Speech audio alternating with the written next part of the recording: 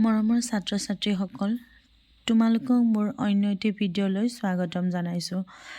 আজি আমি ষষ্ঠ শ্ৰেণীৰ পাঠ ৩ নম্বৰ পুথি অধ্যয়ন এই পাঠটি পঢ়িম। আহা তোমালোকে মোৰ লগে লগে পঢ়িবলৈ আৰম্ভ কৰা। পাঠ ৩ পুথি অধ্যয়ন।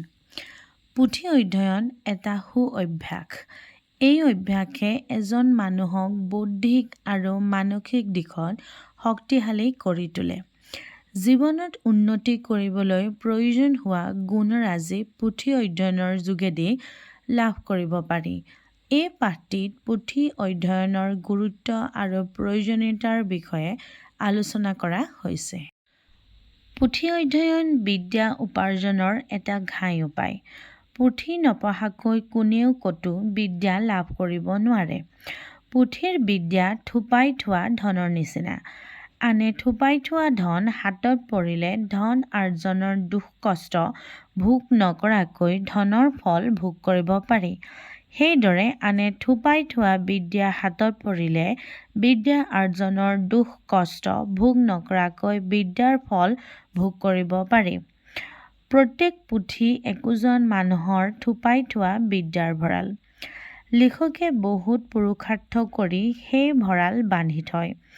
আমি কেৱল পুথিখন পঢ়িয়েই তেওঁৰ আৰ্জিত আটাইখিনি বিদ্যা লাভ কৰিব পাৰোঁ। আনৰ আৰ্জিত বিদ্যা এনেদৰে সঞ্চয় নকৰাহেঁতেন, পুৰুষে সকলো কথা নতুনকৈ শিকিবলগীয়া হোৱাহেঁতেন, মানুহে কেতিয়াও ইমানখিনি উদ্গতি কৰিব নোৱাৰিলেহেঁতেন। ভাপৰ বল আৰু বিজুলীৰ বল পোনপ্ৰথমে উলিয়াওঁতে বহুত চিন্তা, বহুত সময় আৰু বহুত ধন খৰচ হৈছিল। কিন্তু এতিয়া পুথি পঢ়িয়েই মানুহে তাক ভালকৈ শিকি ল'ব পাৰে। এইদৰে পুথিৰ পৰা আনৰ সঞ্চিত বিদ্যা লাভ কৰি সেই বিদ্যাৰ আলমত মানুহে নতুন বিদ্যা আৰ্জিবলৈ পাৰ্গত হয়। বিদ্যা আৰ্জনৰ প্ৰণালী প্ৰায় ধন আৰ্জনৰ প্ৰণালীৰ নিচিনা। মূলধন নহ'লে ধন আৰ্জিবলৈ টান। সেইদৰে মূল বিদ্যা নহ'লেও বিদ্যা আৰ্জিবলৈ টান। আকৌ যাৰ মূলধন সৰহ সি সৰহকৈ ধন আৰ্জিব পাৰে।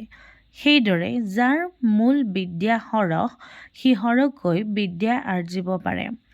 আচল কথা চমুকৈ ক'ব লাগিলে প্ৰহনৰ পৰা মানুহৰ মনত বিদ্যাৰ পাতনি থাপিত হয়। সেই পাতনি যাৰ শকত সি বিদ্যা ব্যৱসায়ত উদ্গতি কৰিব পাৰে, যাৰ দুৰ্বল সি নোৱাৰে। পঢ়নৰ পৰা দূৰৰ মাণিক হাততে পোৱা যায়। আন আন দেশত থকা পণ্ডিতবিলাকৰে সৈতেও সাক্ষাৎ হোৱা বহুত খৰচ আৰু পৰিশ্ৰমৰ কথা আৰু সাক্ষাৎ হ'ব পাৰিলেও তেওঁলোকৰ মুখৰ পৰা বিদ্যা শিক্ষা কৰা সকলোৰে পক্ষে সহজ নহয়। কিন্তু পুথিৰ পৰা সকলো দেশৰ পণ্ডিতবিলাকৰ সজ উপদেশ ঘৰত বহিয়েই পোৱা যায়। সেইদৰে আমি পৰলোকগামী পণ্ডিতবিলাকৰো বিদ্যা বুদ্ধি তেওঁলোকৰ ৰচিত পুথি পাঠ কৰি অপ্ৰয়াসে লাভ কৰিব পাৰোঁ। সংসাৰত উদ্গতি কৰিবলৈ মানুহক মনৰ একাগ্ৰতা লাগে। প্ৰহনৰ পৰা সেই একাগ্ৰতা জন্মে। চঞ্চল মন থিৰ কৰিবলৈ আৰু ভোঁতা বুদ্ধি চোকা কৰিবলৈ প্ৰহনৰ নিচিনা গুণকাৰী উপায় নাই। কোনো এখন পুথি পঢ়ি তাৰ ভাৱ বুজি ল'ব লাগিলে মন পুতি পঢ়িব লাগে। ওপৰে ওপৰে চেলেং পেটেংকৈ পঢ়িলে আচল ভাৱ উদ্ধাৰ কৰিব নোৱাৰি। সেইদেখি পঢ়িবৰ সময়ত মনটোক আন সকলো কথাৰ পৰা এৰুৱাই আনি এটা কথাত লগাব লাগে। যি সদায় এনেদৰে মনক এটা কথাত লগাই ৰাখে তাৰ চঞ্চলতা অনুক্ৰমে কমি যায় আৰু কালত গৈ সি এটা বিষয়ত একাণপতীয়া হৈ লাগিব পাৰে। পুথি পঢ়াৰ আৰু এটা বহুমূলীয়া গুণ আছে। সৎসংগৰ পৰা যে মানুহৰ সৎ স্বভাৱ উপজে এই কথা লোক নিৰন্তৰে স্বীকাৰ কৰে। যিবিলাক মানুহৰ লগত সদায় উঠা বঢ়া কৰা যায়, আমাৰ স্বভাৱ চৰিত্ৰ সেইবিলাক মানুহৰ স্বভাৱ চৰিত্ৰৰ গঢ় লয়।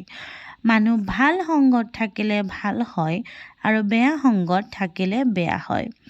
মানুহৰ সংগৰ নিচিনা পুথিৰ সংগয়ো আমাৰ স্বভাৱ চৰিত্ৰৰ ওপৰত কাৰ্য কৰে।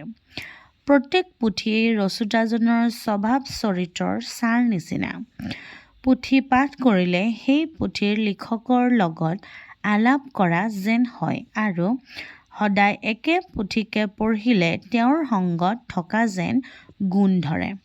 এতেকে ভাল পুথি পঢ়িলে ভাল সংগত থকা যেন আৰু বেয়া পুথি পঢ়িলে বেয়া সংগত থকা যেন ফল হয়। সত্যনাথ বৰা।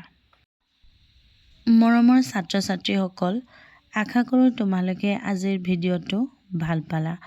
অন্য এটি ভিডিঅ'লৈ অতি সোনকালেই তোমালোকৰ মাজত উপস্থিত হ'ম। আজিলৈ আহিছোঁ।